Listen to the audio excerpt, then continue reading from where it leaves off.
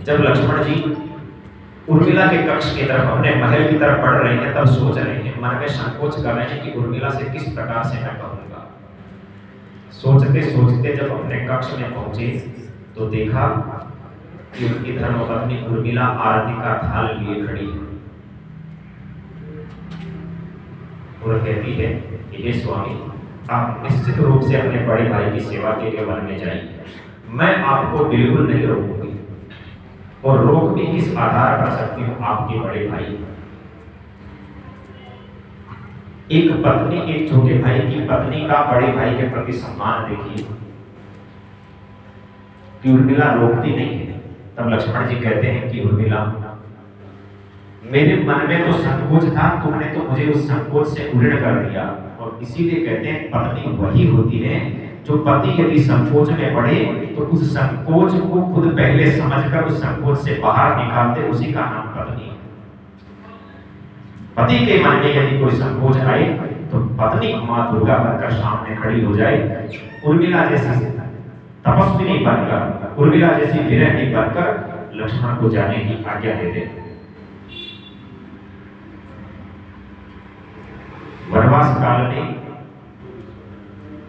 लक्ष्मण जी 14 वर्ष तक सोए नहीं थे, तो यह वन में रहते हुए उर्मिला भी नहीं सोई थी। कहते हैं उस दीपक की लोगों को मुझे नहीं दिया, कभी एक दीपक जलाकर रखा। कहते हैं जब लक्ष्मण जी जब मूर्छित हो जाते हैं, हनुमान जी जब संजीवन बूटी लेने के लिए जाते हैं, तो द्रोणागिरी पर्वत को जब लेकर आते हैं, तो अयोध्या के ऊपर से गुजर रहे होते हैं, भरत जी देखते हैं कोई राक्षस होगा, बाण मारते हैं, हनुमान जी पर्वत सहित आकर अयोध्या में गिरते हैं। सारी माताएं हनुमान जी के मुख से ये संवाद सुनकर वहां इकट्ठी हो जाती है कि माता सीता का रावण ने हरण कर लिया, युद्ध चल रहा है, छोटे भैया लक्ष्मण मूर्छित पड़े, उन्हीं के लिए मैं संजीवन बूटी लेके जा।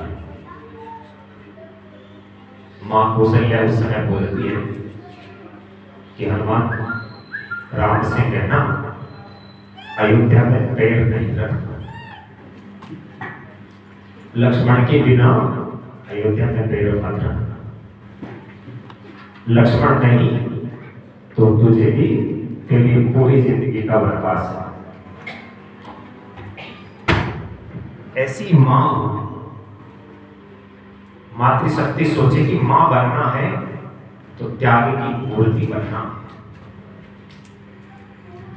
सुमित्रा बोलती है नहीं हनुमान, राम से कहना मैं शत्रुघ्न को भी भेज रही हूं, मेरे एक बेटा और है, हनुमान तुम शत्रुघ्न को साथ में लेके जाओ।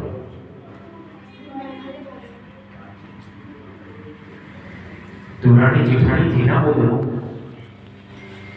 कितना प्यार था एक दूसरे के बच्चे के लिए, सोच कर देखिए। कभी भी अपने छोटे भाई के बच्चे के लिए भी मन में वैमनस्य नहीं आना चाहिए। आप माताएं बैठी हैं इसलिए बता रहा हूं, सोच कर देखिए, छोटे भाई का बेटा भी हमारा बेटा है।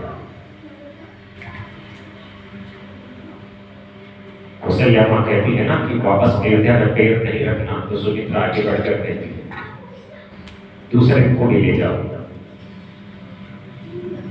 लेकिन सीता को सुरक्षित लेके आओ। सभी की बातें सुनकर हनुमान जी देखते हैं कि उस समय उर्मिला चुपचाप खड़ी हंस रही है, कोई चेहरे पर उसके गम का भाव नहीं।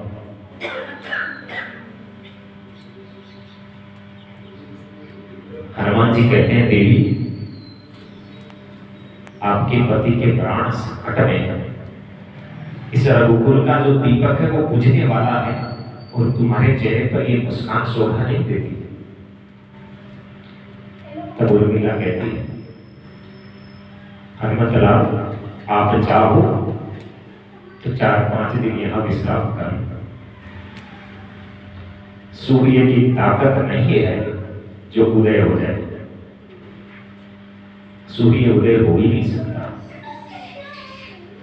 सूर्य उदय होने पर मेरे पति के प्राण संकट में है ना, 4-5 दिन विश्राम करो अयोध्या में, सूर्य की क्या मजाल जो उदय हो जाएगा, उदय नहीं हो सकता।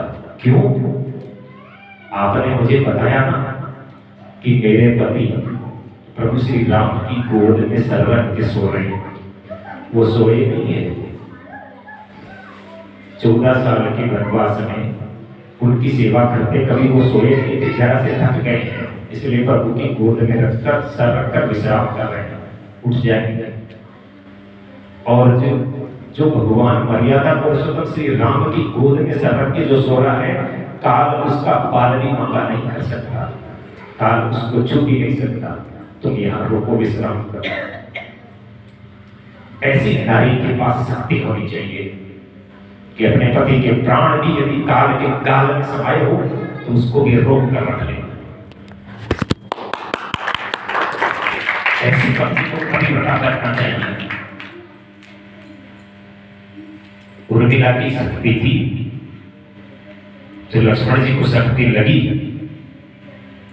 लेकिन प्राण हरण नहीं कर सकी। उर्मिला कहती है, हनुमान जी से, मेरे पति को शक्ति लगी नहीं है, मेरे पति के तो रोम रोम में राम है, उनकी तो सांस सांस में राम है, उसके शरीर में बहने वाली एक एक बूंद में राम है, उसके कतरे कतरे में राम है, तो मेरे पति को फिर शक्ति लगी कहाँ है?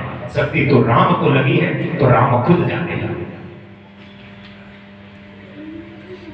ऐसा विश्वास हो जिसको प्रभु की भक्ति में, अपने पति की स्वामी भक्ति में, तो कौन उसका क्या बिगाड़ सकता है? आप सब लोगों से आग्रह, माता बहनों से, अपने अंदर अपने पति के प्रति, अपने संतान के प्रति विश्वास को मत तोड़िए कभी।